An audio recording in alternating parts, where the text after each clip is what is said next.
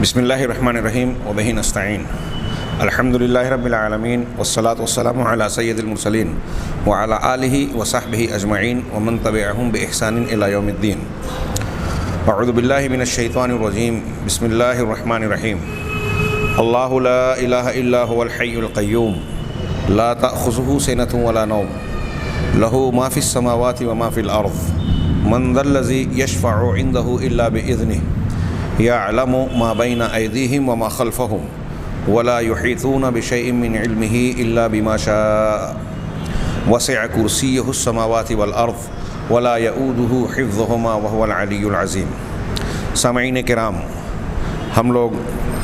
قرآن کی سب سے عظیم آیت کے ضمن میں من ذا الذی یشفع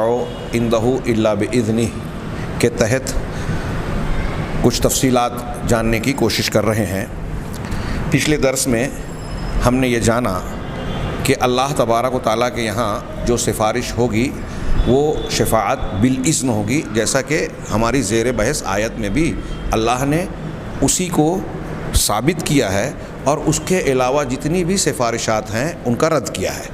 من ذا الذی یشفع عندہ، کون ہے جو اللہ کے پاس سفارش کر سکے؟ یہ استفہام انکاری ہے، یعنی کوئی نہیں۔ اللہ باذن ہی کہہ کے مستثنیٰ کیا اس سفارش کو جو اللہ کی اجازت سے ہوگی، مگر اس کی اجازت کے ساتھ۔ تو معلوم یہ ہوا کہ اللہ کے پاس جو سفارش ہوگی وہ اللہ کی اجازت سے ہوگی۔ اب یہ سفارش کون سی ہے یا کون سی ہے، اہل علم نے اس کو قرآن و حدیث کی روشنی میں بیان کیا کہ وہ سفارشات جو اللہ کے جناب میں اجازت سے کی جائے گی اس کی کئی قسمیں ہیں، متعدد قسمیں ہیں۔ خود اہل ایمان یا اسلام کے ماننے والے لوگوں میں اس میں سے بعض قسمیں ایسی ہیں جو متفق علیہ ہیں، سارے مسلمان مانتے ہیں، سارے گروہ اور فرقے مانتے ہیں کہ یہ سفارش ہوگی۔ کچھ ایسی ہیں جس کے بارے میں اختلاف ہے۔ چنانچہ ان سفارشات کی تفصیلات بعض علماء نے بیان کی۔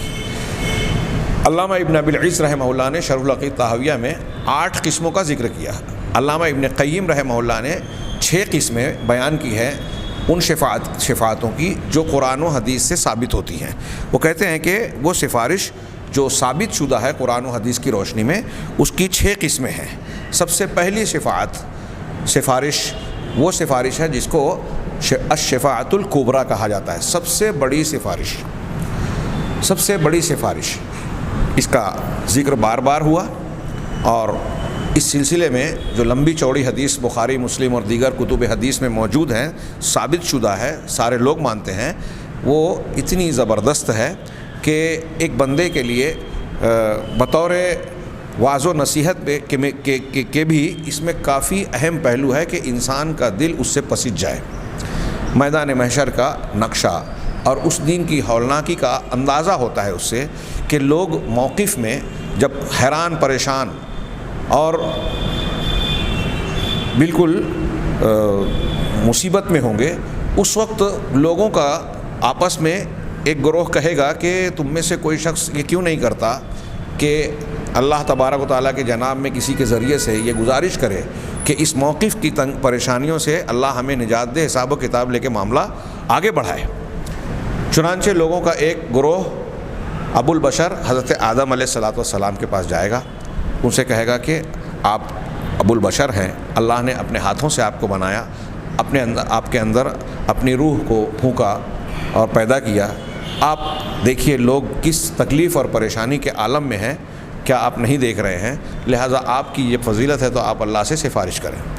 حضرت آدم علیہ السلام کہیں گے کہ آج کے دن ان ربی قد غضب اليوم غضبا لم یغضب قبلہ مثلہ ولن یغضب بعدہ مثلہ، کہ میرا پروردگار آج اتنا غضبناک اور غصے میں ہے کہ نہ ماضی میں کبھی اتنا غضبناک ہوا، نہ مستقبل میں کبھی آئندہ کبھی اتنا غضبناک ہوگا۔ اور مجھے یاد آتا ہے کہ میں نے اللہ تعالیٰ کے ایک حکم کی مخالفت کر دی تھی، حکم عدولی کی تھی۔ جنت میں مجھے ایک درخت کے کھانے سے منع کیا گیا تھا اور میں نے کھا لیا۔ میں اس بات سے ڈرتا ہوں کہ آج پروردگار بہت غضبناک ہے اور مجھے اپنی غلطی یاد آ رہی ہے۔ نفسی نفسی نفسی، میرا نفس میرا نفس میرا نفس، میں خود خوف زدہ ہوں، میں تم سے یہ کہہ رہا ہوں کہ جاؤ نوح علیہ الصلاۃ والسلام کے پاس، وہ زمین والوں کی طرف پہلے رسول تھے۔ حضرت آدم بھی نبی تھے، نبی اور رسول کا فرق اسی بنیاد پہ لوگ کہتے ہیں کہ دیکھیے وہ پہلے رسول کہا ہے اس حدیث میں ان کو، یعنی رسول اس کو کہتے ہیں جو کسی کافر اور مشرک قوم کی طرف بھیجے جائیں۔ نوح علیہ السلام کی قوم روئے زمین پر پہلی قوم تھی جس نے شرک کیا اور وہ مخالفت کرنے والی تھی توحید میں، اس لیے ان کو جب دعوت دی توحید کی طرف بلایا تو یہ پہلے رسول ہوئے۔ بہرحال لوگ حضرت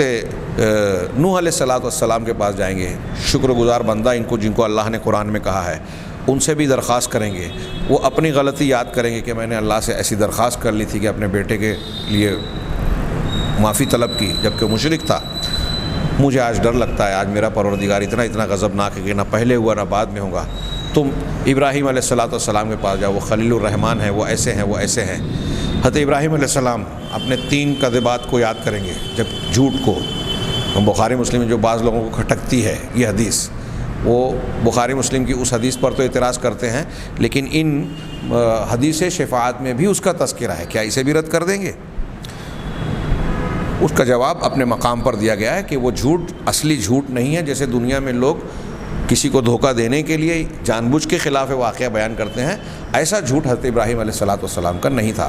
اور اپنی پوری زندگی میں یہ انہوں نے کہا، جس میں تینوں جو باتیں کہی تھی اس کا اللہ کے لیے کہا تھا اور اپنی عزت اور اپنی جان کی حفاظت کے لیے کہا تھا، وہ اس کی تفصیلات جو ہے اپنے مقام پر بیان کی جائے گی۔ بہرحال وہ پھر حضرت موسیٰ کی طرف بھیجیں گے، حضرت موسیٰ علیہ الصلاۃ والسلام اپنی غلطی یاد کر کے حضرت عیسیٰ کی طرف بھیجیں گے، حضرت عیسیٰ علیہ الصلاۃ والسلام جناب محمد رسول اللہ صلی اللہ علیہ وسلم کی طرف بھیجیں گے۔ یہ میں جب بیان کر رہا ہوں تو کچھ لوگوں کا یہ خیال ہوگا کہ یہ بہت بار سنا ہے، لیکن یہ بار بار سننے اور اس پر بہت بار غور کرنے کی ضرورت ہے کہ قیامت کے دن، محشر کا دن کیسا خوفناک اور ہولناک ہوگا، رب العالمین کی کیسی دہشت ہوگی کہ یہ انسانوں کا سب سے اعلیٰ طبقہ اور اس اعلیٰ طبقے میں سب سے اولو العزم لوگ، اعلیٰ درجے کے انبیاء اور پیغمبر رسول، ان کا یہ عالم ہوگا کہ اللہ تبارک و تعالیٰ کے سامنے درخواست کرنے سے وہ خوفزدہ ہوں گے کہ میں نے غلطی کی تھی، کس منہ سے جاؤں اللہ کے سامنے۔ انبیاء اور پیغمبر معذرت کریں گے، ہر ایک دوسرے کے پاس بھیجے گا، کیسا دن ہوگا۔ اور یہاں اللہ کی عظمت کا اندازہ لگائیے کہ ایسے بندے جب اللہ تعالیٰ سے اس طرح خوفزدہ ہوں گے تو کوئی بھی شخص دوسرا جو ان سے کم درجے کا ہے، کیا کسی اپنے محبوب کے لیے، اپنے مرید کے لیے، بیٹے کے لیے کوئی اللہ تعالیٰ سے لڑ سکتا ہے؟ تصور کوئی کر سکتا ہے؟ جیسا کہ ہمارے ہاں اہل بدعت اور اہل شرک بیان کرتے ہیں کہ دامن پکڑ کر مچل جائیں گے اور اللہ سے ضد کر لیں گے کہ یہ میرا محبوب ہے، اس کو معاف کر۔ سوال ہی پیدا نہیں ہوتا ہے۔ ہاں، اس سلسلے میں ہم آگے انشاءاللہ کچھ باتیں پڑھیں گے کہ انبیاء اور پیغمبروں کا عالم اپنے قریبی لوگوں کے متعلق کیا ہوگا۔ فی الحال یہ کہ جب آخر میں اللہ کے نبی صلی اللہ علیہ وسلم کے پاس جائیں گے اور آپ، جیسا کہ یہ بار بار ذکر ہوا، ہم سجدہ ریز ہو کر حمد و ثنا بیان کریں گے اور آپ کو اجازت ملے گی، تب آپ پہلی سفارش کریں گے۔ یہ شفاعت کبریٰ سب سے بڑی سفارش ہوگی اور یہ صرف اپنی امت کے لیے اللہ کے نبی صلی اللہ علیہ وسلم کی سفارش نہیں ہوگی، بلکہ تمام دنیا انسانیت کے لیے، جتنے انسان اول و آخر کے ہوں گے، سب کے لیے یہ سفارش ہوگی۔ یہ مقام محمود آپ کو ملے گا، جس کے لیے اذان کے بعد ہمیں اور آپ کو دعا سکھائی گئی کہ وَبَعَثْهُ مَقَامًا مَحْمُودًا الَّذِي وَعَدتَّهُ، اللہم رب هذه الدعوۃ التامہ والی جو دعا ہے اس کا آخری جملہ ہے وَبَعَثْهُ مَقَامًا مَحْمُودًا الَّذِي وَعَدتَّهُ۔ یہاں دعا ختم ہو جاتی ہے کہ اللہ محمد صلی اللہ علیہ وسلم کو تو اس مقام پر مبعوث کر، ہاں، مقام محمود پر جس کا تو نے ان سے وعدہ کیا ہے۔ اس دعا میں بھی لوگوں نے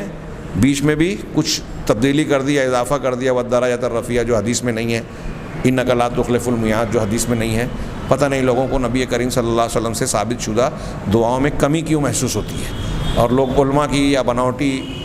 دعاؤں کو اختیار کر لیتے ہیں اور اسی پر قائم رہتے ہیں، جو کہ صراحتاً بدعت ہے۔ اگر آپ سنت سمجھ کے کر رہے ہو تو بدعت ہے۔ تو بہرحال اللہ کے نبی صلی اللہ علیہ وسلم نے فرمایا کہ جو یہ دعا مانگے گا اس کے لیے یہ امید ہے۔ دیکھیے، اللہ کی رسول کی سفارش پانے کے لیے کچھ اعمال بھی اللہ اور رسول نے بتائے ہیں، اس میں سے ایک یہ ہے کہ آپ اذان کے جواب دینے کے بعد، اذان کے بعد درود پڑھیں اور یہ دعا پڑھیں اذان کے بعد کی، اللہم رب هذه الدعوۃ التامہ۔ تو امید ہے کہ جب آپ اللہ کے رسول کے لیے مقام محمود اور مقام وسیلہ مانگیں گے تو اللہ تبارک و تعالیٰ آپ کے لیے اجازت دے گا، مگر وہ شرط بنیادی موجود ہے کہ توحید اور اخلاص ہونا چاہیے۔ تو اللہ کے نبی صلی اللہ علیہ وسلم کو یہ اجازت ملے گی، یہ آپ کے لیے خاص ہے، اس سفارش میں آپ کا کوئی دوسرا شریک نہیں ہوگا۔ جب لوگ آپ کے پاس جائیں گے تو آپ یہ جملہ کہیں گے، بات صحیح حدیثوں میں ہے، انا لہا، اس سفارش کے لیے میں ہی ہوں، میرا ہی حق ہے یا مجھے ہی اجازت ملنے والی ہے۔ ہاں، اس کے بعد دوسری سفارش، یہ پہلی سفارش ہوگی اہل موقف کے حساب و کتاب کے لیے جو قرآن و حدیث سے ثابت ہے، اللہ کی اجازت سے ہونے والی۔ دوسری وہ سفارش جو اللہ کی اجازت سے ہوگی، اس کا تذکرہ علامہ ابن قیم نے کیا کہ یہ اہل جنت کے لیے ان کے داخلے کے سلسلے میں سفارش ہوگی۔ بخاری مسلم کی ایک لمبی حدیث ہے کہ جب جنت کی طرف جائیں گے تو دروازے سے پہلے رک جائیں گے، جنت کا دروازہ بند ہوگا، اور پھر نبی کریم صلی اللہ علیہ وسلم وہاں پہنچیں گے، اور پھر جنت کے دروازے پر پہنچ کر جب دستک دیں گے یا آواز دیں گے تو جنت کے دروازے کا فرشتہ سوال کرے گا، کون؟ تو آپ کہا جائے، آپ کہیں گے میں محمد اللہ کا رسول تو محمد ہوں، تو کہا جائے گا کہ ہاں مجھے آپ ہی کے لیے کہا گیا ہے، چنانچہ وہ اللہ کے نبی صلی اللہ علیہ وسلم کے کہنے پر، آپ کی سفارش پر دروازہ کھولیں گے۔ اللہ کی جانب سے یہ مقام بھی اللہ کے نبی صلی اللہ علیہ وسلم کو ملے گا، چنانچہ اللہ کے اہل جنت کے جنت میں داخلے کے لیے سفارش ہوگی۔ یہ ثابت شدہ دوسری قسم ہے شفاعت کی۔ شفاعت کی تیسری قسم وہ یہ ہے کہ امت کے وہ لوگ جو گنہگار ہیں،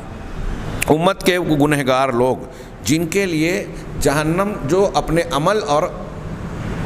کردار کی بنیاد پر گناہوں کی وجہ سے جہنم کے حقدار بن چکیں گے، کہ انہیں عمل کے بموجب جہنم کا حقدار سمجھا جائے گا کہ ان کو جہنم میں تو جانا ہے، لیکن اللہ کے نبی کے امتی ہوں گے اور توحید والے ہوں گے، گناہ زیادہ ہو جائے گا، تو اللہ کے نبی صلی اللہ علیہ وسلم ان کے لیے سفارش کریں گے کہ وہ جہنم میں نہ جائیں۔ اللہ تعالیٰ سے سفارش ہوگی، اور یہ اللہ کی اجازت سے ہوگی کہ ایسے لوگوں کے لیے سفارش کی جائے۔ ایسے کتنے لوگ ہوں گے؟ یہ بہت سی حدیثوں میں ہے کہ میدان محشر میں اللہ تبارک و تعالیٰ حساب و کتاب کے وقت جس کے گناہ زیادہ ہوں گے ان کے گناہوں کو معاف کر دے گا، بخش دے گا، اور پھر اس کو جنت میں ڈالے گا۔ تو ایک طبقہ ایسا بھی ہوگا جس کے لیے اللہ کے نبی صلی اللہ علیہ وسلم کو اجازت ملے گی کہ آپ ان کی سفارش کریں، تو وہ عمل کے اعتبار سے جہنم کے مستحق ہونے کے باوجود عقیدے کی بنیاد پر اور سفارش کی اجازت ملے اللہ کے لطف و کرم سے جہنم میں جائے بغیر جنت میں داخل ہوں گے۔ یہ تیسری قسم تھی۔ چوتھی قسم وہ ہے کہ اہل توحید کے میں سے وہ گنہگار لوگ جو جہنم میں اپنے گناہوں کے پاداش میں، گناہوں کے بدلے میں جہنم میں داخل ہو چکیں گے، ان لوگوں کے حق میں سفارش کی اجازت ملے گی نبی کریم صلی اللہ علیہ وسلم کو، اور یہ 4 مرتبہ آپ کو ملے گی اجازت، اور پھر بعض فرشتوں کو اور صالحین کو بھی اس کی اجازت دی جائے گی حسب درجہ اور اللہ کی مشیت کے مطابق، فیصلے کے مطابق۔ اس سلسلے میں نبی کریم صلی اللہ علیہ وسلم امت محمدیہ کے وہ لوگ جو توحید والے ہیں اور توحید والے ہونے کے باوجود گناہوں کی زیادتی کی بنیاد پر جہنم میں چلے جائیں گے، ان کو اللہ تبارک و تعالیٰ جہنم سے نکالنے کے لیے سفارش کی ان کے لیے اجازت دے گا، اور آپ نکالیں گے۔ اس سلسلے میں جو حدیثیں ہیں وہ متواتر درجے تک پہنچتی ہے، یعنی اس پر تواتر کے ساتھ حدیثیں موجود ہیں، اور یہ حدیث شفاعت میں بھی اللہ کے نبی صلی اللہ علیہ وسلم نے آخر میں ذکر کیا کہ اللہ کے رسول صلی اللہ علیہ وسلم کہیں گے اللہ تعالیٰ سے امتی امتی امتی، پروردگار میری امت میری امت، تو اللہ کی طرف سے کہا جائے گا جاؤ جہنم میں اس شخص کو بھی جہنم سے نکال لو، آپ کی امت کے ان افراد کو جن کے دل میں جو کے دانے کے برابر بھی ایمان ہو۔ چنانچہ اللہ کے نبی صلی اللہ علیہ وسلم جا کے ایسے لوگوں کو نکالیں گے۔ پھر اس کے بعد اللہ کے رسول صلی اللہ علیہ وسلم پھر کہیں گے امتی امتی امتی، کہ پروردگار میری امت میری امت، کہا جائے گا کہ جاؤ رائی کے دانے کے برابر جس کے دل میں ایمان ہو اسے بھی نکال لاؤ، ان کو بھی نکالا جائے گا۔ پھر اس کے بعد اللہ کے رسول پھر کہیں گے تو کہا جائے گا کہ اس سے بھی کم درجے کا ایمان جس کے دل میں ہو، یہ کم سے کم درجہ توحید ہوگا، اور اس سے بڑھ کر جو جہنم میں جو گئے ہوں گے وہ گناہوں کی کثرت کی وجہ سے. تو ان ایسے لوگوں کو بھی جہنم سے نکالا جائے گا جن کا ایمان رائی کے دانے سے بھی کم ہو. پھر اس کے بعد چوتھی مرتبہ بھی جب اللہ کے رسول گزارش کریں گے تو اللہ تبارک و تعالیٰ اجازت دے گا کہ ٹھیک ہے جاؤ، جو اس سے بھی کم، اس سے بھی کم، اس سے بھی کم ہے، تو ان کو بھی جہنم سے نکال لو. یہ حدیثیں تواتر کے درجے کو پہنچتی ہیں. لہذا تمام صحابہ کرام، تمام کے تمام صحابہ کرام اس صفات کو مانتے تھے، اس کا عقیدہ رکھتے تھے. تمام اہل سنت والجماعت کے جتنے علماء ہیں صحابہ سے لے کر آج تک، سب اس سفارش کو مانتے ہیں. اور جو لوگ اس کا انکار کرتے ہیں، اہل سنت والجماعت کے علماء نے ان کو بدعتی قرار دیا اور بالکل صاف صاف اعلان کر کے، یہ علامہ ابن قیم کا جملہ ہے، وَصَاحُوا بِهِ مِنْ كُلِّ جَانِبٍ وَنَادَوْا عَلَيْهِ بِالضَّلَالِ، کہ ہر جانب سے چیخ و پکار کر کے ان کو گمراہی کا اعلان کیا، پکار لگائی کہ یہ ایسے لوگ گمراہ ہیں. یہ معتزلہ خارجی، ان کا ایک عقیدہ ہے، خود ساختہ بنایا ہوا اصول ہے کہ اگر کوئی مسلمان ہوتے ہوئے بھی گناہ کبیرہ کا ارتکاب کر لے گا تو گناہ کبیرہ کی وجہ سے، ارتکاب کی وجہ سے وہ اسلام سے خارج ہو جائے گا. تو خارجی کہتے ہیں کہ وہ کافر ہو جائے گا، ہاں معتزلہ کہتے ہیں کہ اسلام سے تو نکل جائے گا لیکن کافر بھی نہیں ہوگا، دونوں کے بیچ میں رہے گا، نہ کافر نہ مسلمان. تو یہ لفظی اختلاف ہے، لیکن دونوں یہ مانتے ہیں کہ ایسا شخص جب مر جائے گا تو ہمیشہ ہمیشہ جہنم میں ہوگا، جہنم سے وہ نکلیں گے نہیں. ایسا معتزلہ بھی مانتے ہیں، خارجی بھی مانتے ہیں. اور اسی بنیاد پر ان لوگوں نے بہت سارے سچے پکے مسلمانوں کو ان کے گناہوں کی وجہ سے کافر قرار دیا، قتل کرنے کی اجازت دی. آج ہمارے یہاں جو جہاد کے نام پہ کچھ لوگ نوجوان جوش و تشدد کی بات کرتے ہیں، اور ان کو ایک طبقہ ہے تحریکیت والا فتویٰ دیتا ہے جذباتیت کا، تو وہ اسی خارجیت والے مزاج کی بنیاد پر کہ فلاں نے گناہ کبیرہ کا ارتکاب کیا اور اللہ نے کہہ دیا کہ یہ کافر ہیں، حدیث میں کہا کافر ہے، یہ کافر ہو گیا، مرتد ہو گیا، گولی مار دو. بالکل اصول کے خلاف. کفر عملی بھی ہوتا ہے، اور بعض مرتبہ ایسا ہوتا ہے کہ ایک آدمی سے عملاً کفر کا ارتکاب ہو گیا لیکن وہ حقیقت میں کافر نہیں ہوتا. اس کی شروط اور تفصیلات اپنے مقام پر ہیں، یہ ابھی بہت تفصیل سے اہل علم بیان کرتے رہے ہیں، میں خود کئی خطابات میں بیان کر چکا ہوں، لیکن فی الحال وہ ہمارا موضوع نہیں ہے. تو اہل خروج، ان کو خارجی کہا جاتا ہے، اسی بنیاد پر حضرت علی رضی اللہ تعالیٰ عنہ کو انہوں نے کافر قرار دیا. قتل کا منصوبہ بنایا 3 صحابہ کو اکٹھا ایک ہی وقت میں فجر کے وقت مارنے کا، اور اس میں سے حضرت علی رضی اللہ تعالیٰ عنہ شہید ہوئے. حضرت امیر معاویہ رضی اللہ تعالیٰ عنہ اس دن بیمار تھے، مسجد کے لیے نکل نہیں سکے، اور حضرت عمرو بن عاص رضی اللہ تعالیٰ عنہ کا حملہ کرنے والا کامیاب نہیں ہو سکا. 3 خارجیوں نے، اور جس خارجی نے عبد الرحمن ابن ملجم نے حضرت علی کو شہید کیا، آپ پر حملہ کیا، اس کے شرمندگی نہیں تھی اسے. تاریخ میں آتا ہے کہ اس نے یہ کہا کہ مجھے قتل کی سزا دینا ہے تو مجھے ایسے مت مارنا کہ گردن مار کے ایک دفعہ ختم کر دو، بلکہ میرے جسم کے ایک ایک عضو کو کاٹنا، ٹکڑے دینا، تاکہ مجھے زیادہ اذیت ہو. اس نے سمجھا کہ اس سے زیادہ ثواب ملے گا، اور وہ یہ سمجھتا رہا کہ حضرت علی کو شہید کر کے میں نے قتل کر کے میں نے اچھا کام کیا ہے. کیوں؟ اس لیے کہ ان کا یہ دعویٰ تھا کہ حضرت علی رضی اللہ تعالیٰ عنہ نے صفین کے موقع پر جو صلح کا معاملہ کیا اور حضرت ابو موسیٰ اشعری کو اپنی طرف سے حکم مقرر کر کے حضرت امیر معاویہ کے مقرر کردہ حکم کی طرف سے بات کی، تو یہ دراصل اللہ کے علاوہ کسی کو حکم مان لیا، اور اللہ تبارک و تعالیٰ نے کہا ان الحکم الا للہ، حکم تو صرف اللہ کا ہے. یہ حضرت علی نے ایسا کر کے شرک کیا، کفر کیا، اسلام سے خارج ہو گئے، نعوذ باللہ. ان کا یہ دعویٰ تھا جو صراحتاً غلط تھا، قرآن سے غلط استدلال تھا، قرآن کا غلط مفہوم اختیار کیا تھا. اس پر ساری امت متفق ہے اور واضح بھی ہے. یہ اس میں کوئی ایسی بات بھی نہیں ہے کہ اس کو یہ سمجھ میں نہ آئے، بالکل صاف ستھری بات ہے. تو میں یہ عرض کر رہا تھا کہ جو اس سفارش کا انکار کرنے والے ہیں اہل علم، تمام اہل سنت والجماعت، انہیں بدعتی قرار دیتے ہیں. اب آج ہمارے یہاں کچھ نئے نئے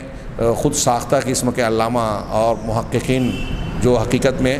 جہالت سے زیادہ قریب ہے، اس قسم کے دعوے کرتے ہیں، اور ان کے لائک کرنے والے، ان کی کلپس کو دیکھنے والے ہماری نئی نسل کے لوگ پتہ نہیں کس بات سے، ان کے حوالوں سے یا ان کی کچھ الٹے سیدھے دعووں سے متاثر ہو کے ان کی باتوں میں آ جاتے ہیں. تو بعض منکرین حدیث اور بعض ایسے لوگ جو خفیہ ایجنڈوں کے تحت مسلمان نوجوانوں کو صحیح عقیدے سے بھٹکانے کے لیے مامور کیے گئے ہیں اور وہ اس میں لگے ہوئے ہیں، ایسی چیزوں سے متاثر ہمارے کچھ طبقات کو کر بیٹھتے ہیں۔ لہذا ضروری ہے کہ ہم قرآن و حدیث کی دلیلوں کی بنیاد پر ان چیزوں کو سمجھیں، اور یہ جو بات بیان کی جا رہی ہے یہ متواتر دلیلوں سے ثابت شدہ ہے۔ پانچویں قسم شفاعت کی جس کو قرآن و حدیث نے ثابت رکھا ہے وہ یہ ہے کہ قیامت کے دن اہل جنت کے لیے ایسی سفارش کہ جنت میں جس مقام اور ثواب، اجر و ثواب کا ان کا عمل مستحق، ان کے عمل کے مطابق وہ مستحق تھے، جس درجے کے وہ مستحق تھے، ان کے اس درجے سے اونچا درجہ ان کو دیا جائے، اس کے لیے سفارش۔ اللہ تبارک و تعالیٰ ویسے بھی جنت میں کوئی شخص اپنے عمل کی بنیاد پہ نہیں جائے گا، وہ اللہ کا لطف و کرم ہی ہوگا۔ اب اللہ تبارک و تعالیٰ نے اپنے لطف و کرم سے کچھ بندوں کو جنت میں داخل کر دیا، اب جس درجے پر ان کو فائز کیا، جو مقام اور درجہ عطا کیا، ان کے لیے سفارش ہوگی کہ اے اللہ ان کو اور بھی اونچا درجہ دے دے۔ چنانچہ اس سفارش کی اجازت بھی ملے گی اور یہ سفارش بھی ہوگی۔ ہاں، چنانچہ یہ جو سفارش ہے قرآن و حدیث سے جو یہ ثابت شدہ ہے، اس سفارش کے بارے میں امت کا کوئی بھی طبقہ اختلاف نہیں رکھتا، سارے لوگوں کا اس پر اتفاق ہے کہ یہ سفارش ہوگی اور جنتیوں کو ان کے درجات کو بلند کرنے کے لیے اجازت ملے گی سفارش کرنے کی۔ چنانچہ یہ سب کے سب مخصوص ہوگی۔ یہاں یہ بات پھر سے انہوں نے ذکر کی کہ یہ ساری سفارشیں اہل اخلاص کے لیے مخصوص ہوگی، جنہوں نے اللہ تبارک و تعالیٰ کے علاوہ کسی کو اپنا ولی اور شفیع، مددگار اور سفارشی نہیں بنایا، جیسا کہ اللہ تعالیٰ نے قرآن میں فرمایا ہے۔ جو پہلی آیت شیخ محمد بن عبد الوہاب نے نقل کی تھی وہ یہاں ذکر کی، وَأَنذِرْ بِهِ الَّذِينَ يَخَافُونَ أَن يُحْشَرُوا إِلَىٰ رَبِّهِمْ لَيْسَ لَهُم مِّن دُونِهِ وَلِيٌّ وَلَا شَفِيعٌ۔ چھٹی قسم جو سفارش کی قرآن و حدیث سے ثابت ہے وہ بعض کفار جو نبی کریم صلی اللہ علیہ وسلم کے خاندان کے ہیں، ان کے لیے کافر ہیں لیکن جہنم میں ان کے عذاب کو ہلکا کرنے کے لیے سفارش ہوگی۔ یہاں علامہ ابن قیم نے جو ذکر کیا تو یہ صاف واضح کیا کہ یہ سفارش نبی کریم صلی اللہ علیہ وسلم کے لیے خاص ہے، جو صرف اور صرف ان کے چچا ابو طالب کے لیے ہوگی بس۔ تو یہاں انہوں نے خاص کہا۔ کچھ لوگوں نے اور بھی، بعض علماء کا کہنا ہے کہ ہو سکتا ہے کہ یہ بعض ایسے کافروں کے لیے بھی اجازت ملے جو کافر تو تھے، کفر پر تو مرے، لیکن اسلام اور اہل اسلام کے حق میں انہوں نے کوئی تعاون کیا ہو، مدد کی ہو، یا مخالف اور معاند نہ رہے ہوں جیسے کہ جاہدین ہوتے ہیں۔ بہرحال عام طور سے یہی کہا جاتا ہے کہ جو دلیلوں سے یا حدیثوں سے ثابت ہے۔ صحیح مسلم میں کتاب الایمان میں آپ دیکھیں گے کہ کئی روایتیں انہوں نے نقل کی۔ اللہ کے رسول صلی اللہ علیہ وسلم سے ان کے ایک چچا حضرت عباس نے سوال کیا کہ اللہ کے رسول یہ بتائیے کہ کیا ابو طالب جو اس دنیا سے جا چکے، ان کا آپ سے رشتہ اور قربت کا ہونا کہ آپ ان کے بھتیجے ہیں اور وہ آپ کے چچا تھے، کیا یہ چیز آپ کچھ فائدہ دے گی یا آپ کے وجود سے آپ کی قربت کی بنیاد پر ان کو کوئی فائدہ پہنچے گا؟ تو اللہ کے نبی صلی اللہ علیہ وسلم نے ارشاد فرمایا کہ ہاں، اتنا فائدہ ہوگا کہ وہ جہنم کے سب سے ہلکے عذاب میں، انہو فی ضحضاح من النار،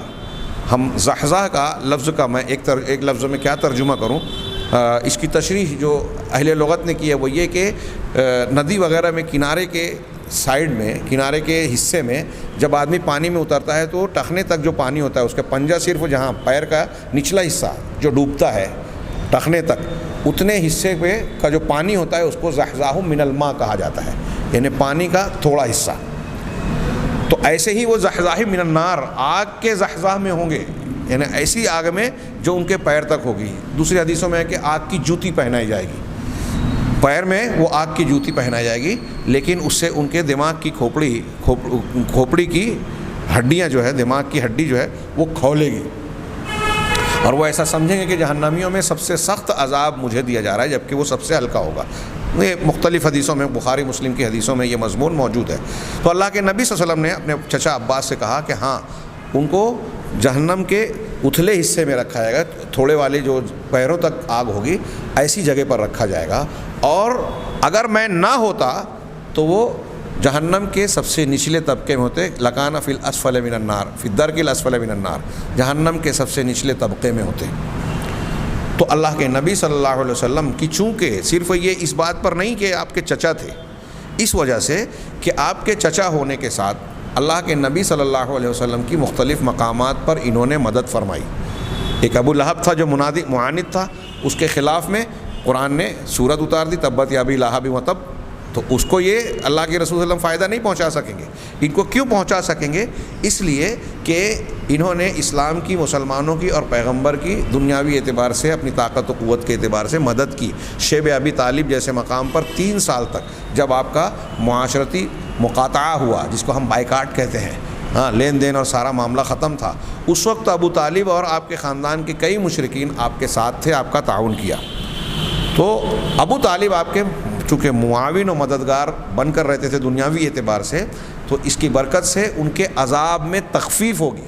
جہنم سے وہ نہیں نکل سکیں گے، یہ بات دھیان میں رہے، کیونکہ شرک پر مرے۔ اس سے یہ بھی پتہ چلتا ہے کہ شرک پر مرنے والے کے لیے سفارش کی کوئی گنجائش نہیں ہے جہنم سے نکلنے کے سلسلے میں، اور یہی معنی ہے قرآن کی اس آیت کا وَمَا هُمْ بِخَارِجِينَ مِنَ النَّارِ، کہ وہ جہنم سے نکلنے والے نہیں ہوں گے۔ اور ابو طالب کو جو فائدہ ہو رہا ہے وہ تخفیف عذاب کا ہو رہا ہے، عذاب میں کچھ ہلکا پن ہو جائے گا، لیکن جہنم سے نکلنے کے سلسلے میں نبی کریم صلی اللہ علیہ وسلم کی سفارش بھی آپ کے یا رشتہ داری کام نہیں آئے گی۔ یہی ایک بات ایک انسان کے توحید کے عقیدے کو درست کرنے کے لیے میں سمجھتا ہوں کافی ہونا چاہیے، اگر وہ سمجھے، غور کرے کہ جب اللہ کے رسول اپنے چچا کو شرک کی بنیاد پر جہنم سے نہیں بچا سکتے تو کوئی اور کسی کو کیسے بچا سکتا ہے۔ یہ 6 قسمیں علامہ ابن قیم اور بعض اور علماء نے بیان کی ہے، بعض نے 8، جیسے علامہ ابن ابی العز رحمہ اللہ نے یہ 6 قسمیں تو بیان کی ہیں، اس کے علاوہ 2 کا اضافہ کیا ہے، جس میں سے ایک میں سمجھتا ہوں وہ سفارش کے بعد میں، شفاعت کے بعد میں ذکر کی جائے، وہ محل غور ہے۔ ایک یہ ہے کہ امام ابن ابی العز کہتے ہیں کہ اللہ کے نبی صلی اللہ علیہ وسلم کچھ لوگوں کے بارے میں سفارش کریں گے کہ وہ بغیر حساب و کتاب کے جنت میں چلے جائیں، اور شرح العقیدہ طحاویہ میں اس صفات کا ذکر کرتے ہوئے انہوں نے کہا کہ اس سلسلے میں حضرت عکاشہ ابن محصن رضی اللہ تعالیٰ عنہ کی حدیث سے استدلال کرنا، استشہاد کرنا، استدلال نہیں کہا انہوں نے، استشہاد کرنا بہتر معلوم ہوتا ہے۔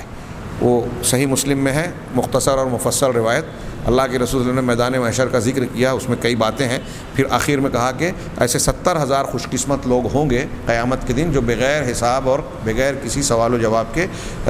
بغیر کسی عقاب و سزا کے جنت میں جائیں گے۔ تو صحابہ نے سوال کیا، پہلے کچھ دیر صحابہ نے آپس میں گفتگو کی، بعد میں اللہ کے نبی صلی اللہ علیہ وسلم نے ان کے استفسار پر بتایا کہ یہ خوش قسمت کون لوگ ہوں گے؟ یہ وہ ہوں گے جو شگون نہیں لیتے، پھونک جھاڑ نہیں کرتے، شگون نہیں لیتے، اور اس سے پہلے ہے کہ داغتے نہیں ہیں، زخم وغیرہ لگ گیا تو لوہے کو گرم کر کے جو زخم پہ داغتے ہیں تاکہ وہ نس چپک جائے اور خون بہنا بند ہو جائے، تو جو داغتے نہیں ہیں، اس میں داغنا یہ اجازت ہے لیکن پسندیدہ نہیں ہے۔ اسی طرح رقیہ پھونک جھاڑ کرنا، یہ اگرچہ اس کی اجازت ہے لیکن اہل علم نے کہا کہ کسی دوسرے سے کروانا یہ خلاف اولا ہے، افضل نہیں ہے، دوسرے سے کروانا، اسی لیے اس حدیث کے الفاظ کو محفوظ مانتے ہیں جس میں یسترقون لا یسترقون کا لفظ، دوسرے سے کرواتے نہیں۔ خود دعا کرنا تو اللہ کو محبوب ہے، اپنے آپ سے دعا کیجئے، دم کیجئے، کوئی مسئلہ نہیں۔ تو جو دوسروں سے دم نہیں کرواتے، جو داغتے نہیں ہیں زخموں کو، اور جو شگون نہیں لیتے، فال نیک فال بدفالی نہیں کرتے، اور اپنے پروردگار پر بھروسہ کرتے ہیں۔ اللہ کے نبی صلی اللہ علیہ وسلم نے یہ 4 صفت بیان کی جس میں توکل ان تینوں کو جامع ہے، ایمان کا اعلیٰ درجہ جن کے یہاں موجود ہے، وہ بغیر حساب کی، جس کا جتنا ایمان اونچا ہوگا، جس کی توحید جتنی زیادہ مضبوط ہوگی، اتنی جلدی اور اتنی آسانی سے وہ جنت میں جائے گا اللہ کے فضل سے۔ تو جب یہ بات آپ نے بیان کی تو اللہ حضرت عکاشہ بن محصن نے کہا کہ اللہ کے رسول دعا کر دیجئے کہ میں بھی ان میں سے شامل ہو جاؤں، دعا کر دیجئے۔ آپ نے جواباً کہا انت منہم، تم انہی میں سے ہو۔ ظاہر سی بات ہے کہ حضرت عکاشہ نے کہا کہ دعا کیجئے، تو آپ نے دعا کی، اور جب دعا کی تو اللہ کی طرف سے خبر دی گئی کہ وہ اس میں شامل ہیں، دعا قبول ہو چکی۔ تو آپ نے یہ خوشخبری دی انہیں۔ پھر دوسرے نے کہا کہ اللہ کے رسول میرے لیے بھی، ایک صحابی اور کھڑے ہوئے کہا کہ میرے لیے بھی دعا کیجئے۔ تو آپ نے، جو آپ اعلیٰ ترین اخلاق کے مالک اور زبان کے دھنی تھے، زبردست انداز تھا آپ کا، تو آپ نے ان کو یہ نہیں کہا کہ تمہارے لیے دعا نہیں کر سکتا، بڑا پیارا انداز اختیار کیا، فرمایا کہ سبق کا بہا عکاشہ، کہ اس معاملے میں تم سے عکاشہ آگے بڑھ گئے، سبقت لے لی۔ بہرحال حضرت عکاشہ کی اس حدیث کی طرف اشارہ کر کے علامہ ابن ابی العز نے یہ کہا کہ اس حدیث سے اس بات پر استشہاد کیا جا سکتا ہے کہ کچھ لوگوں کے لیے ایسی سفارش کی اجازت ملے گی کہ وہ بغیر حساب و کتاب کے جنت میں جائیں، لیکن آپ یہاں دیکھ رہے ہیں کہ حضرت عکاشہ بن محصن رضی اللہ تعالیٰ عنہ جو سابقون الاولون میں سے ہیں، جو شہید بھی ہوئے بعد میں، اور مجھے یاد پڑتا ہے کہ بدری صحابی ہیں، ان کے اپنے اعلیٰ درجات مقامات ایمان تھے، اور مزید یہ کہ اللہ تعالیٰ نے، اللہ کے رسول نے دنیا میں ان کے لیے دعا کی۔ اب قیامت کے دن کی سفارش کا کوئی ثبوت اگر ملتا ہے تو ہم اس کو مانیں، اگر حدیث میں صراحت اس بات کی ملتی ہے تو یقیناً ہم مانیں گے، لیکن یہ روایت تو دنیا کی دعا کا تذکرہ کر رہی ہے، لہٰذا علامہ ابن ابی العز کی یہ بات، اگرچہ ہم اس کو پورے طریقے پہ یہ نہیں کہتے کہ پوری طرح غلط ہے، لیکن اس کو پورے طریقے سے اس بات کے لیے واضح دلیل ہونا چاہیے، یہ غیبیات اور عقیدے کی چیز ہے۔ تو بہرحال عکاشہ بن محصن والا معاملہ اور واقعہ تو بالکل درست ہے، قیامت کے دن یہ سفارش ہوگی، یہ محتاج دلیل بات ہے، اگر دلیل کوئی ہوتی ہے تو علی العین والراس، سر آنکھوں پر۔ آٹھویں قسم جو انہوں نے، ایک قسم جو انہوں نے بیان کی اور علامہ ابن قیم کے اس میں ذکر نہیں ہے، کہ قیامت کے دن ان لوگوں کے حق میں بھی سفارش کی اجازت ملے گی جن کے اچھے اعمال اور برے اعمال، نیکیاں اور برائیاں برابر برابر ہوں، میزان عمل میں برابر ہونے کی وجہ سے انہیں نہ جنت میں داخلہ ملا ہوگا نہ جہنم میں۔ سورہ اعراف میں اللہ تبارک و تعالیٰ نے ان لوگوں کا ذکر کیا ہے اور بتایا کہ اعراف جو ایک مقام ہوگا جنت و جہنم کے بیچ میں دیوار ہوگی، اس پر یہ لوگ رکے ٹھہرے ہوئے ہوں گے۔ اللہ نے کہا کہ یہ جنت میں داخل تو نہیں ہوں گے لیکن امید رکھیں گے کہ جنت میں داخل ہو جائیں۔ اللہ کا یہی فرمانا اس بات کی طرف اشارہ ہے کہ وہ بعد میں جنت میں داخل ہو جائیں گے۔ تو ان لوگوں کے لیے سفارش کی اجازت ملے گی، شیخ ابن ابی العز رحمہ اللہ نے بیان کیا اور بعض علماء نے، کہ وہ جنت میں داخل ہو جائیں۔ گویا ان تصریحات سے یہ بات بتانا مقصود تھی کہ اللہ تبارک و تعالیٰ نے قرآن میں جو یہ بات فرمائی کہ اللہ کی اجازت سے اللہ کے پاس شفاعت ہوگی، تو یہ اجازت والی یہ قسمیں ہیں شفاعت کی، ان کے علاوہ کوئی سفارش اللہ تبارک و تعالیٰ کے یہاں نہیں ہوگی۔ ان ساری شفاعتوں کا اللہ تبارک و تعالیٰ نے صاف رد کیا ہے وضاحت سے، جیسا کہ قرآن مجید میں سورہ یونس کی آیت جو اس سے پہلے گزری، اور میں نے کہا تھا کہ انشاءاللہ آئندہ ہم اس کی کچھ تفصیل میں جائیں گے، تو ابھی میں اس آیت کو پیش کر رہا ہوں۔ سورہ یونس میں اللہ تعالیٰ نے فرمایا وَيَعْبُدُونَ مِن دُونِ اللَّهِ مَا لَا يَضُرُّهُمْ وَلَا يَنفَعُهُمْ، وہ شفاعت جو ثابت شدہ ہے اس کا تذکرہ ہم نے پڑھا۔ اب وہ سفارش جس کو مشرکین سمجھتے تھے اور آج بہت سارے مسلمان ہونے کے دعوے دار قبر پرست اور اہل بدعت جس کو اختیار کیے ہوئے ہیں اور سمجھتے ہیں کہ یہ وہی سفارش ہے جس کی قرآن نے اجازت دی ہے، تو وہ اچھی طرح سمجھ لیں کہ قرآن نے کس شفاعت کی کو ثابت مانا ہے، صحیح مانا ہے کہ ایسی سفارش ہوگی، اور کس کو واضح طور سے کہا ہے کہ یہ سفارش نہیں ہو سکتی۔ اللہ کا ارشاد سماعت فرمائے، اللہ نے فرمایا کہ یہ لوگ اللہ کے سوا ان کی عبادت کرتے ہیں جو نہ ان کو نقصان پہنچا سکتے ہیں اور نہ فائدہ، اور وَيَقُولُونَ، اور کہتے یہ ہیں هَؤُلَاءِ شُفَعَاؤُنَا عِندَ اللَّهِ، کہ یہ لوگ اللہ کے پاس ہمارے سفارشی ہوں گے۔ یہ کہہ رہے ہیں یہ خود کہ یہ جو ہم جن کی عبادت کر رہے ہیں۔ اب یہاں ایک مسئلہ اور بھی ہے کہ ہمارے یہاں قبر پرست لوگ جب قبروں پہ جا کے ان کی عبادت کرتے ہیں تو یہ کہتے ہیں کہ ہم عبادت نہیں کر رہے ہیں۔ یہاں ایک دوسرا مسئلہ پیدا ہوتا ہے کہ جو کام وہ کر رہے ہیں اس کے بارے میں ان کو یہ علم نہیں ہے کہ وہ عبادت ہے۔ جیسے ایک آدمی وہاں غیر اللہ کے نام کی نظر مانتا ہے، وہاں قربانی کرتا ہے، وہاں چادر چڑھاتا ہے، یا قبر کا طواف کرتا ہے، قبر کو بوسہ دیتا ہے جیسے حجر اسود کو دیا جاتا ہے اللہ کے رسول کے حکم سے۔ اس قسم کی حرکتیں جب وہ کرتا ہے وہاں تبرک حاصل کرنے کی کوشش کرتا ہے جس کی اجازت اللہ اور رسول نے نہیں دی، تو آپ ان سے اگر کہیں گے کہ تم شرک کر رہے ہو، مانے گا نہیں۔ ہم ان کو اللہ تھوڑی مان رہے ہیں، ہم ان کو سجدہ تھوڑی کر رہے ہیں۔ گویا عبادت کا معنی اور مفہوم ہی ان کے ذہن و دماغ میں ٹھیک ٹھاک نہیں ہے۔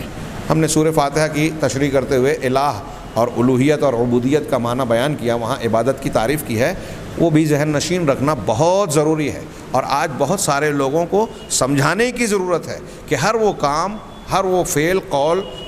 ظاہری ہو یا باطنی، جس کو اللہ تعالیٰ چاہتا اور پسند کرتا ہے وہ سب عبادت ہے۔ اگر اللہ تبارک و تعالیٰ نے یہ کہا ہے کہ اللہ قربانی کرو، نظر پوری کرو، تو اللہ اس کو پسند کر رہا ہے، مطلب یہ بھی عبادت ہے۔ اور جو چیز عبادت ہے وہ اللہ کے سوا کسی اور کے لیے کیا تو آپ شرک اکبر کے مرتکب ہو رہے ہیں،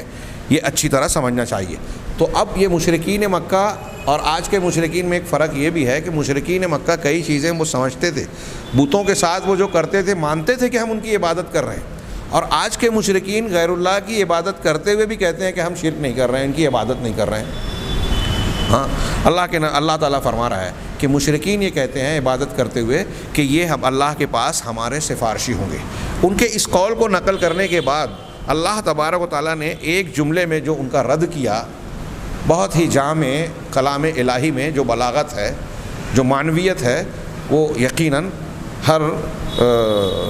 صاحب علم سمجھ سکتا ہے کہ ہم سمجھنے کے بعد بھی اس کو تمام طریقے سے سمجھ نہیں سکتے، گھراؤ نہیں کر سکتے۔ چنانچہ اللہ نے جواب دیا اس پر ارشاد فرمایا، قُلْ أَتُنَبِّئُونَ اللَّهَ بِمَا لَا يَعْلَمُ فِي السَّمَاوَاتِ وَلَا فِي الْأَرْضِ سُبْحَانَهُ وَتَعَالَى عَمَّا يُشْرِكُونَ، کہ آپ ان سے کہیے، یہ کہہ رہے ہیں کہ یہ اللہ کے پاس ہمارے سفارشی ہوں گے، تو آپ ان سے سوال کیجئے، کہیے کہ کیا تم اللہ کو وہ بات بتا رہے ہو آسمانوں اور زمین کی جو اللہ کو نہیں معلوم؟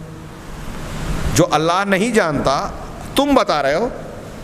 تو اس کا دو مطلب ہے کہ کیوں اللہ نے یہاں کہا، یہ لوگ کہتے ہیں کہ یہ اللہ کے پاس سفارشی ہے۔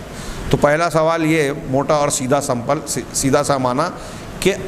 اللہ کو یہ خبر نہیں ہے، معلوم نہیں ہے کہ یہ لوگ اللہ کے پاس تم لوگوں کی یا لوگوں کی سفارش کریں گے، اور تم بتا رہے ہو کہ یہ سفارشی ہوں گے۔ اللہ کو نہیں معلوم، تم کو معلوم ہے، ایسا ہو سکتا ہے؟ کتنا بہترین رد ہے یہ، ایک بات۔ دوسرا معنی آیت کا علماء نے یہ بیان کیا کہ آپ دنیا میں دیکھتے ہیں، جیسے ہمارے یہاں لوگ مثال دیتے نا، بادشاہ کے پاس وزیر سفارش کرتا ہے، ہاں، مینیجر کے پاس اس کا قریبی سفارش کرتا ہے، فلاں کے پاس فلاں کرتا ہے، فلاں کے پاس، یہ تو دنیا کی مثال دیتے ہیں۔ تو اس سلسلے میں آپ غور کیجئے کہ بادشاہ کے پاس اگر کوئی شخص جاتا ہے اپنا کام لے کے، تو اس کو بادشاہ کے پاس سفارش کی ضرورت کیوں پڑتی ہے؟ ہاں، جو لوگ نہیں جانتے، جب وہ اپلیکیشن منگواتے ہیں تو کیریکٹر سرٹیفکیٹ، تعارفی کاغذ اور فلاں چیزیں مانگتے ہیں، تاکہ ایک تعارف، ہم پہچانتے نہیں ہیں، بادشاہ آپ کو نہیں پہچانتا، کمپنی کا مالک یا مینیجر آپ کو نہیں جانتا، تو آپ کے ایسے دستاویز اور سرٹیفکیٹس طلب کرتا ہے جس سے آپ کا کیریکٹر معلوم ہو، آپ کا ریکارڈ معلوم ہو، آپ کی ڈگری اور سند اور آپ کا علمی معیار معلوم ہو۔ تو وہ سند چاہتا ہے، یا پھر سفارش کے ذریعے سے اس کو یہ بتایا جاتا ہے کہ دیکھیے آپ اس کو نہیں جانتے بادشاہ سلامت، آپ اس کو نہیں جانتے وزیر اعظم صاحب، لیکن میں جانتا ہوں، میں اس کو پہچانتا ہوں، یہ قابل بھروسہ ہے، اس کے اندر ایسی صلاحیت ہے، یہ ضرورت مند ہے، اس کو اگر لگے تو محنت کرے گا، فلاں کام کر سکتا ہے۔ مطلب اس وزیر کو، اس بادشاہ کو نہیں معلوم کہ اس کے اندر کیا صلاحیت ہے، یہ ایماندار ہے یا بے ایمان ہے، یہ بیچ والا سفارشی بتاتا ہے کہ میں جانتا ہوں یہ بہت اچھا آدمی ہے۔ تو اللہ تعالیٰ یہاں سوال کر رہا ہے کہ یہ تمہاری سفارش کریں گے تو تم اللہ کو یہ بتا رہے ہو، یا یہ سفارشی ان کے ذریعے سے وہ چیزیں بتائیں گے اللہ کو؟ پہلا معنی زیادہ واضح ہے کہ وہ چیزیں بتائیں گے جو اللہ تعالیٰ کو آسمان اور زمین میں معلوم نہیں ہے۔ مثال کے طور پہ آپ یہ کہتے ہو کہ اللہ تبارک و تعالیٰ کے پاس فلاں، میرے بزرگ سے کہہ رہے ہو کہ سفارش کرو کہ مجھے اولاد دے دے۔ اب وہ بزرگ بولتا ہے اللہ فلاں بندے کو اولاد نہیں ہے، یا تیرا ایسا بندہ ہے مجھے چاہتا ہے، تو اللہ کو نہیں معلوم کہ اس کو اولاد نہیں ہے، اللہ کو نہیں معلوم کہ وہ بندہ کیسا ہے، جیسے بادشاہ عام آدمی کو نہیں پہچانتا، وزیر اعظم ایک عام انسان کو نہیں پہچانتا، یا ایک بڑا آدمی ایک چھوٹے آدمی کو نہیں پہچانتا۔ کیا اللہ تبارک و تعالیٰ بھی ایسا ہے جو کسی اپنے مخلوق میں سے کسی بندے کو نہ پہچانے، اور اس کو وسیلوں کے ذریعے سے ضرورت پیش آ رہی ہے کہ وزیر صاحب اور فلاں بتائیں کہ اللہ تیرا فلاں بندہ ایسا ہے، اس کا یہ حق ہے، اس کو یہ دے دے؟ سوچئے، یہ شفاعت میں جو وسیلہ بنایا جاتا ہے، ہاں، اللہ تعالیٰ اس کا رد کر رہا ہے، تم یہ بتا رہے ہو۔ اب یہیں آپ غور کیجئے کہ دنیا میں جو لوگ اس قسم کی مثالیں دیتے ہیں کہ چھت پہ چڑھنے کے لیے سیڑھی کی ضرورت، اس سے اوپر چڑھنے کے لیے اس سے بڑا وسیلہ، اس سے اوپر چڑھنے کے لیے اس سے بڑا، چاند پہ جانے کے لیے راکٹ، تو اللہ کے پاس ڈائریکٹ جائیں گے؟ جی ہاں، ان کو سمجھنا چاہیے کہ چاند ہم سے دور ہے، اس کے لیے راکٹ کی ضرورت ہے۔ اللہ علم کے احاطے کے اعتبار سے دور نہیں ہے۔ ہمارے دیوار کے پیچھے کوئی آدمی ہے تو ہم اس کو اپنی بات پہنچا نہیں سکتے، سنا نہیں سکتے، لیکن آپ اگر رات کے اندھیرے میں کسی بند گھر کے اندر بیٹھ کر دل کے گڑ گڑا کر رو کر آپ کا دل کہتا ہے کہ پروردگار اپنی رحمت میں مجھے ڈھانپ لے، مجھے معاف کر دے، میرے گناہوں کو معاف کر دے، اللہ تعالیٰ وہ آسمان چیر کے اللہ تک پہنچتی ہے وہ آواز. ہاں، اللہ تبارک و تعالیٰ سمیع ہے. تو اب اللہ تعالیٰ قرآن میں کہتا ہے ادعونی استجب وَإِذَا سَأَلَكَ عِبَادِي أَنِّي فَإِنِّي قَرِيب. دنیا میں جس کے پاس ہم وسیلہ لگانے جاتے ہیں، کسی کے پاس کسی کی سفارش لے کے جاتے ہیں، شفاعت کرواتے ہیں، کیوں کرتے ہیں؟ اس لیے کہ وہ ہم سے دور ہے. بادشاہ ہم سے دور ہے، ہم کو پہچانتا نہیں. مالک ہم سے دور ہے، ہم کو پہچانتا نہیں. کیا اللہ بھی ہم سے دور ہے؟ یہ چھت ہم سے دور ہے، چھت سے اوپر والی چیز ہم سے دور ہے، چاند دور ہے، بادشاہ دور ہے، اللہ تعالیٰ بھی دور ہے. جیسے چاند دور ہے ویسے اللہ بھی دور ہے. اللہ کہہ رہا ہے کہ جب میرا بندہ میرے بارے میں سوال کرے تو کہو انی قریب، میں قریب ہوں. کیسے؟ اللہ تعالیٰ اپنی ذات کے ساتھ نہیں ہے، اللہ تعالیٰ سنتا ہے، دیکھتا ہے، علم رکھتا ہے. حضرت موسیٰ اور حضرت ہارون علیہ السلام سے کہا نا اننی معکما اسمع و ارى، میں تم دونوں کے ساتھ ہوں. کیسے ساتھ ہوں؟ خود قرآن میں خود اللہ نے بیان کر دیا کہ میں سن رہا ہوں، سنتا ہوں اور دیکھتا ہوں. تمہاری ایک ایک چیز میرے علم میں، کوئی چیز چھپی نہیں رہے گی. تو میں تمہارے ساتھ ہوں اس طریقے سے. اب دنیا کی وسیلوں کی جو لوگ مثال دیتے ہیں کہ سفارش ہم کیوں کرتے ہیں، لگواتے ہیں، سفارشی کیوں بناتے ہیں کسی کو؟ اس لیے کہ یہ ہم کو قریب کر دیں. میں کیوں؟ اس لیے کہ ہم دور ہیں. اللہ کہہ رہا ہے کہ آپ ہمارے نزدیک ہیں، اللہ تمہارے نزدیک ہے. ہاں، اجیب دعوت الداعی اذا دعانی، میں دعا کرنے والے کی دعا کو سنتا ہوں جب وہ مجھے پکارتا ہے. شاہ اسماعیل نے کیا خوب بات کہی ہے، علامہ اسماعیل رحمہ اللہ نے کہا کہ آپ تھوڑی دیر کے لیے سوچئے کہ دنیا کا کوئی بادشاہ آپ کو بلائے دربار میں، آپ کو اکیلے لے جائے اور کہے کہ تجھ کو مجھ سے کیا چاہیے بول. اب آپ کیا اس سے یہ کہیں گے کہ نہیں نہیں بادشاہ سلامت، آپ بادشاہ ہیں، میں عام آدمی ہوں، میں آپ کو ڈائریکٹلی کیسے کہہ سکتا ہوں، براہ راست کیسے اپنی درخواست اور مطالبہ پیش کر سکتا ہوں؟ میں تیرے فلاں وزیر، اپنے فلاں متعلق اور فلاں شخص سے کہوں گا، وہ میری درخواست تجھ تک پہنچا دے گا، پھر میری بات کو، میرا کام پورا کر دینا. اگر آپ ایسا کریں گے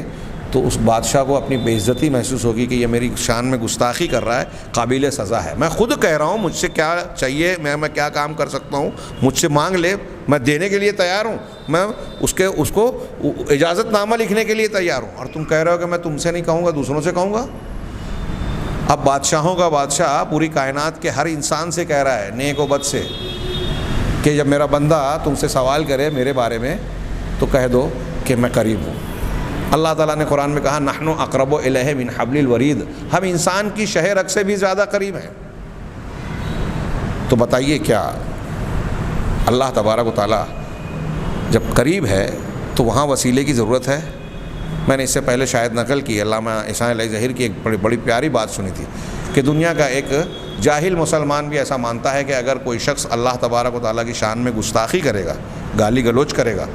تو اسی وقت عذاب آ سکتا ہے جس وقت وہ یہ کام کرتا ہے، اور ایسا تاریخ میں ہو چکا ہے. تو گویا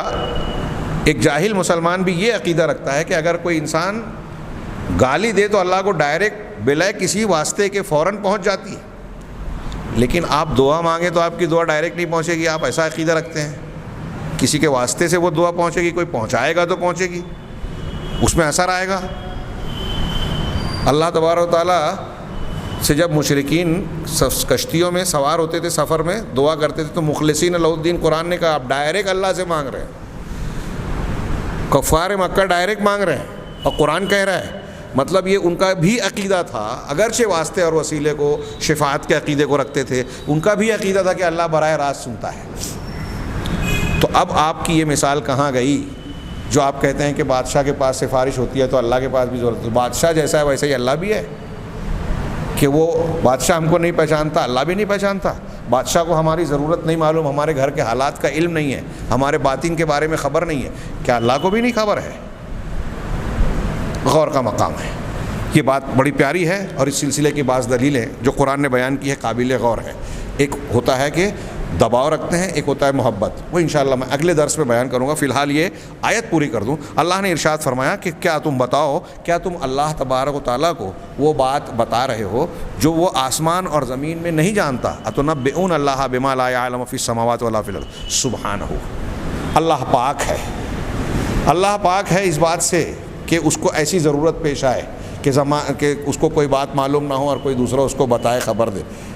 ایسی کسی بھی عیب سے، کمی سے پاک ہے اللہ. وتعالی عما یشرکون، اور اس سے بلند و بالا ہے، اس چیز سے بلند و بالا ہے جو وہ شرک کر رہے ہیں. ان کے شرک سے اللہ تعالیٰ برتر ہے. مطلب یہ جو وسیلے اور واسطے کو ایسا سمجھ کے یہ اپنے بتوں کو پکار رہے ہیں کہ یہ ہماری سنتے ہیں، یہ ہماری حاجتوں کو جانتے ہیں اور پھر یہ اللہ سے منوا لیں گے، ایسا مانتے ہیں. اللہ ایسے عیب سے پاک ہے. یہ جو مشرکین کر رہے ہیں اللہ تعالیٰ کو گالی دے رہے ہیں، اللہ تعالیٰ کو برا بھلا کہہ رہے ہیں کہ تو نہیں دے رہا، ان سے مانگیں گے، تیری مرضی نہیں ہے، ان سے بدلوا لیں گے، تیری مرضی. تو اللہ تعالیٰ کی شان میں گستاخی کر رہے ہیں، یہ معافی کے لائق ہی نہیں ہے. کیوں؟